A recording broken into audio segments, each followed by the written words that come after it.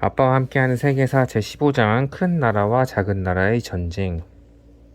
일본과 중국의 싸움터가 된 한국. 지금쯤 너는 이렇게 생각하고 있겠지. 이 책에서는 온통 전쟁 이야기만 하는 것 같다고. 그게 사실이야. 역사가 시작된 이래 전쟁은 인류의 삶의 일부였어. 그런데 근대에 이르러 세계의 모든 나라들이 철도와 도로를 건설하고 증기 힘으로 움직이는 기차와 배를 이용하게 되자 예전과는 비교도 할 수 없을 만큼 엄청나게 많은 병사와 무기를 손쉽게 운반할 수 있게 되었어. 당연히 나라들 간의 전쟁의 규모가 날이 갈수록 커졌지. 강력한 무기로 무장한 엄청나게 많은 병사들이 서로 격돌하고, 그래서 파괴와 살상의 규모가 과거에는 상상도 할 수 없을 만큼 커졌어. 에티오피아와 이탈리아의 전쟁에 뒤이은 근대의 그 다음 전쟁은 거대한 나라 중국과 훨씬 작은 나라 일본 사이에서 터졌어. 우리가 마지막으로 중국을 방문했을 때 그 나라에는 전국을 휩쓸었던 태평천국 운동이 끝나고 청나라 황제가 간신히 자리를 보존하고 있었어. 일본은 어땠지? 이번에서는 메이지 유신으로 쇼군이 권좌에서 쫓겨나고 천황이 그 자리를 되찾았지.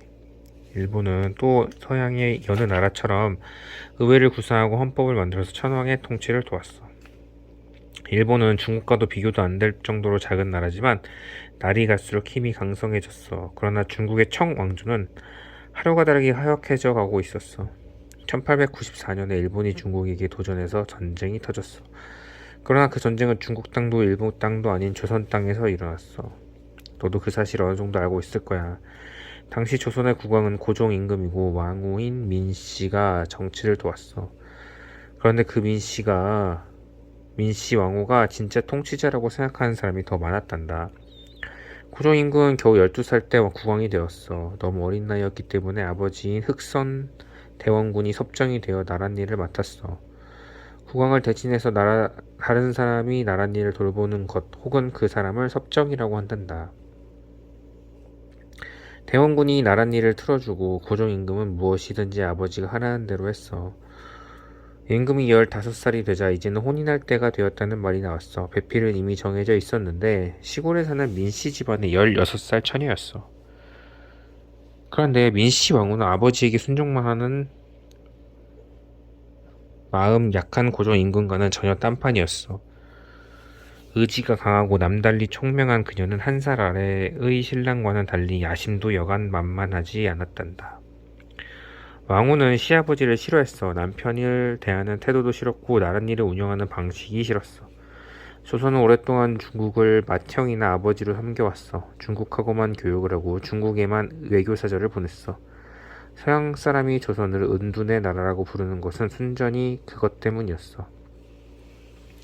대원군은 옛 방식을 그대로 지키려고 했어. 그러나 왕후는 이제는 조선이 다른 나라들 특히 일본과 교육을 해야 할 때가 되었다고 생각하는 선진적인 사상을 가진 사람들과 뜻을 같이 했단다.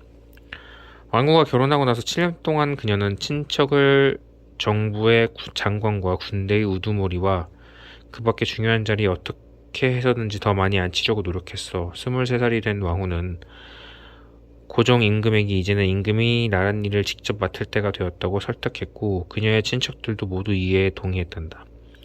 대원군은 물러날 수밖에 없게 되었어. 이제는 고종 임금이 그의 이름으로 나라를 다스리게 되었고 왕후가 궁정에서 가장 강력한 지도자가 되었어. 그리고 곧 고종 임금과 왕후는 일본과 조약을 체결했어. 일본 산성들이 조선의 새 항구를 통해서 석탄과 철강을 실어 나갈 수 있게 되었어. 그러나 조선은 중국과의 우호적인 관계도 유지하고 싶었단다. 그래서 중국과 일본이 거래를 했어. 어느 한쪽이 일방적으로 조선을 통제하는 것을 원하지 않았던 중국과 일본이 조선의 독립을 보장할 것이며 상대방의 승인을 받지 않고서는 어느 쪽도 조선에 군대를 보내지 않는다고 합의했어. 한동안 합의되어 가는 것 같았어. 그러나 1894년에 조선 정부는 심각한 문제에 부딪혔어. 남부 지방의 신흥 종교 집단인 동학교도가 무기를 들고 일어났어. 중국의 태평천국 운동이 그러했듯 동학운동도 비참한 삶에 지치고 부패한 조정에 분노한 가난한 농민들에 의해서 시작되었어. 고종 임금은 동학 농민 운동이 대규모의 내전으로 번지는 것을 원하지 않았어. 그래서 중국에 사신을 보내서 군대를 보내 반란군을 물리쳐달라고 부탁했어.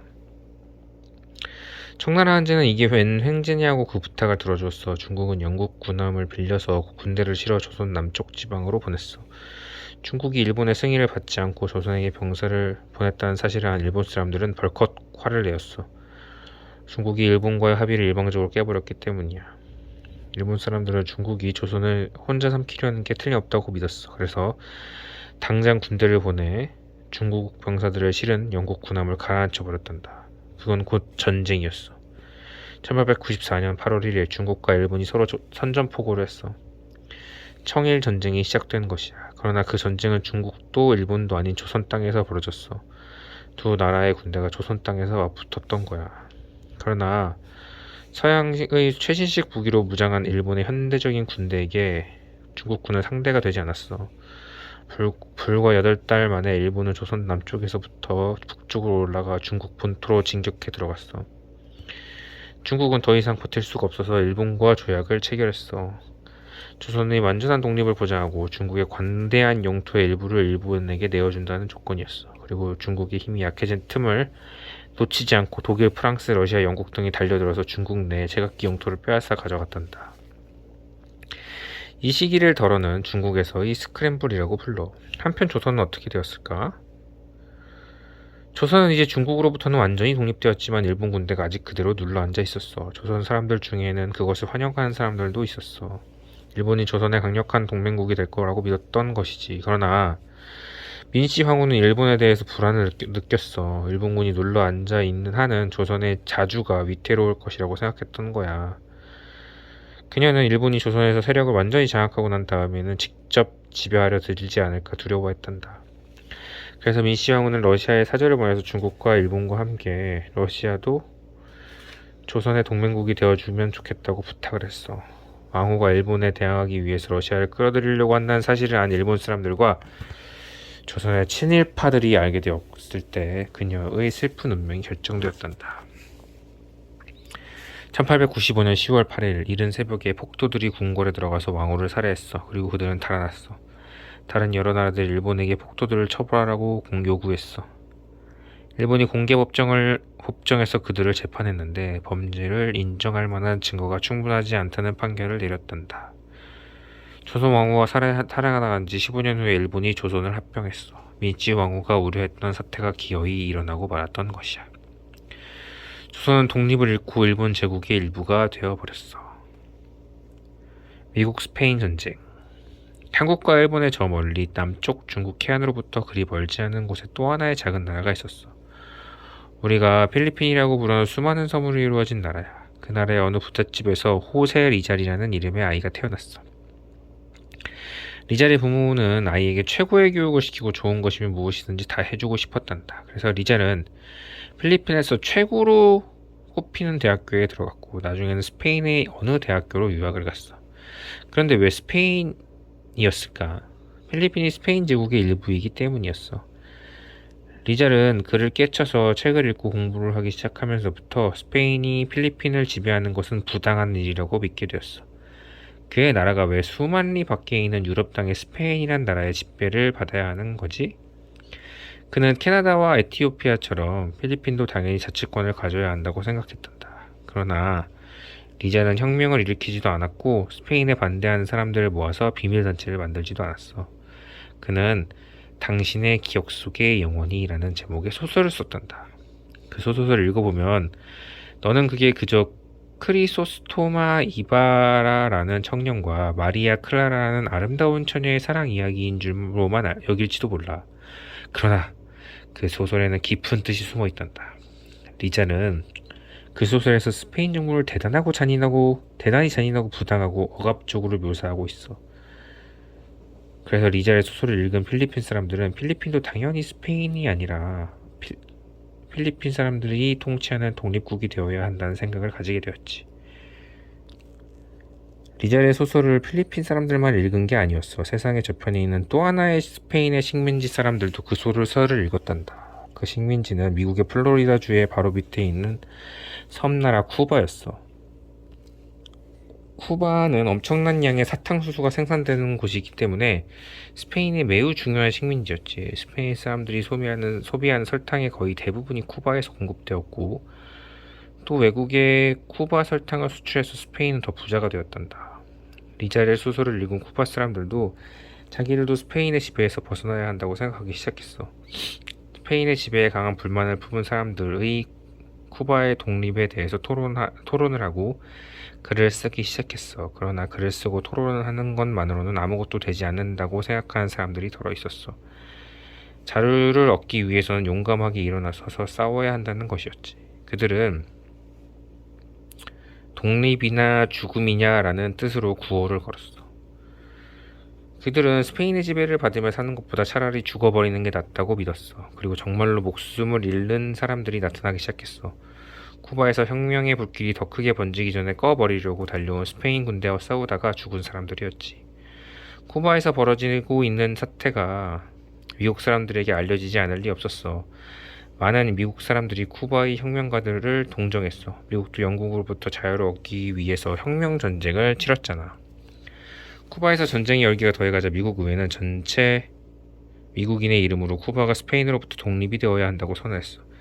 미국의 신문들은 날마다 쿠바의 위기라는 제목의 기사를 실었단다. 그런데 그 신문 기사들이 쿠바의 위기를 사실보다 과장되게 보도했어. 그 당시 미국에서 가장 힘이 있는 신문은 윌리엄 랜돌프 허스트라는 사업가가 소유한 뉴욕 모닝 저널과 조셉 플리처라는 사람이 사장으로 있는 뉴욕 월드였어. 지금도 미국에서는 한 해의 모든 신문 기사들 중에서 가장 볼만하다고 인정되는 기사를 쓴 기자에게 조셉 플리처의 이름을 딴 특별한 상을 주는데 그게 바로 퓰리처 상이야. 어쩌면 너도 한두 번쯤은 들어보았을지도 몰라. 허스트와 퓰리처는 쿠바에 관한 기사가 일면 머리에 대문짝만하게 실린 날에는 신문이 더 훨씬 많이 팔린다는 것을 곧 알아차렸어. 그래서 그 두 신문은 쿠바로부터 특별한 새로운 소식이 날아오지 않는 날에도 계속 쿠바의 위기에 관한 기사를 내보냈어. 그러다 보니 기사의 내용이 사실과 다르게 과장되기도 했지. 새빨간 거짓말을 실은 날도 있었단다. 스페인 관리와 군인들이 쿠바 사람들을 끔찍하도록 잔인하게 학대하는 현장을 직접 보았다고 주장하는 의심스러운 증인들과 인터뷰 기사를 만들기도 했어. 허스트는 플레드릭 레밍턴이라는 화가를 쿠바로 보냈어. 그는 레밍턴에게 어떻게 해서든지 최대한 음울하고 괴기스러운 그림을 그려서 보내달라고 신신당부해서 보냈는데, 물론 미국 사람들을 자극해서 미국이 당장 쿠바 사람들을 도우러 가야 한다는 여론이 일어나게 하려는 의도였어. 그러나 레밍턴이 쿠바에 가보니까 그동안 들었던 것과는 너무도 딴판이었던 거야. 스페인 사람들이 쿠바 사람들을 그리 잔인하게 다루지 않았고 미국이 나서서 전쟁을 시작해야 할 만큼 사태가 급박하지도 않았어. 레밍턴이 이렇게 보자하자 허스턴이 이렇게 대답했대. 자네가 그림을 만들어서 보내면 내가 전쟁을 만들겠네. 허스트와 퓰리처가 그렇게도 전쟁을 바란 이유가 무엇일까? 그거야 뻔하지. 전쟁이 일어나면 수많은 사람들이 어제는 또 무슨 일이 벌어졌는지 궁금해서 너나 없이 신문을 사볼 테니까. 허스트와 퓰리처는 신문을 더 많이 팔기 위해서는 무슨 짓이든 마다하지 않았어. 거짓말을 지어내고 하지도 않은 인터뷰를 만들어내고 일어나지도 않은 일을 그림으로 그렸어. 작은 신문들도 덩달아 그들을 따라했어. 하지만 심한 역겨움을 느낀 신문 편집자들도 많았단다. 어느 편집자는 저널리즘이 온갖 거짓말의 잡동사니가 되어버렸다고 개탄했어. 그런데 정말로 놀라운 뉴스가 될 만한 사건이 진짜로 일어났어. 쿠바의 위기가 시작된 지 벌써 여러 해가 지난 1898년에 2월 15일에 미국에 전한 메인호가 쿠바의 어느 항구에서 폭발해버린 거야. 260명의 미국인이 죽었어. 스페인 관리들은 그 폭발이 사고였다고 말했어. 그들은 메인호 내부의 중요한 어느 곳에서 사고로 불이 나서 저절로 폭발했을 거라고 주장했어. 그러나 미국 관리들은 스페인의 첩자가 설치한 폭탄이 터진기에 틀림없다고 주장했단다. 메인호가 폭발한 원인이 정확히 무엇이었는지는 아직까지도 아무도 모른단다. 다만 스페인의 첩자가 폭탄을 설치했을 가능성은 거의 없다는 게 대다수 전문가들의 생각이야. 그러나 1898년 당시에 미국 사람들은 거의 전부가 스페인이 몰래 미국의 전함을 날려버린 게 틀림없다고 믿을 태세가 되어 있었단다. 신문의 판매량이 한 번에 엄청나게 늘릴 절호의 기회가 왔어. 스페인군이 미국 병사들을 어떤 식으로 공격했는지를 묘사하고 당장 스페인에게 선전포고를 해야 한다고 의회에 부추기는 기사들이 끊이지 않았어. 어느 날은 메인홀을 기억하라 라는 헤드라인으로 신문을 100만 부나 발행해서 미국이 스페인을 공격해야 한다고 촉구했단다. 1898년 4월 19일에 미국 의회는 스페인과 전쟁을 하기로 의결했어. 그 전쟁은 쿠바에서만 치러질 전쟁이 아니었단다. 미국의 군함들은 스페인 군함이 항해하는 곳은 어디든지 전 세계의 모든 곳에서 공격하기로 했던 거야. 거기에 필리핀도 포함돼 있었어. 해군성 차관이 미국의 군함들을 전부 전투체제로 조직하는 작업을 지휘했는데 그는 나중에 미국 대통령이 되는 시어도어 루스벨트라는 사람이었단다. 루스벨트의 명령을 받은 미국 군함들이 필리핀으로 가서 그곳에 정박해 있던 스페인 함대를 공격했어. 한편 쿠바에서도 미국과 스페인의 군대가 맞붙었어. 루스벨트 그 자신도 러프라이더를 이끌고 쿠바로 갔어. 러프라이더는 7월 1일에 산후안힐이라는 곳을 공격해서 스페인 육군을 격퇴했는데 이 전투는 그들이 싸운 전투 중에서 가장 유명한 전투로 알려져 있단다. 스페인과 미국은 필리핀과 쿠바에서만 싸운 게 아니야. 미국은 1만 8천 명의 병력을 쿠바에서 멀지 않은 푸에르토리코로 보냈어. 푸에르토리코도 스페인의 식민지였어. 그러나 푸에르토리코에서 전투가 대판 벌어지기 전에 스페인이 항복했어. 1898년 12월 12일 스페인과 미국은 파리 조약을 체결했어. 푸에르토리코와 쿠바와 필리핀 그리고 괌이라는 이름의 작은 섬은 이제부터 스페인 영토가 아니고 그렇다고 독립국이 되는 것이 아니라 미국의 지배를 받는다는 내용이었어. 필리핀 사람들은 이 결정에 대해서 몹시 격분했어. 그들은 미국 대통령의 명령에 따라서 살고 싶은 생각이 전혀 없었던 거야. 그들은 에밀리오 아기날도라는 사람이 그들의 대통령이 되어주기를 원했어.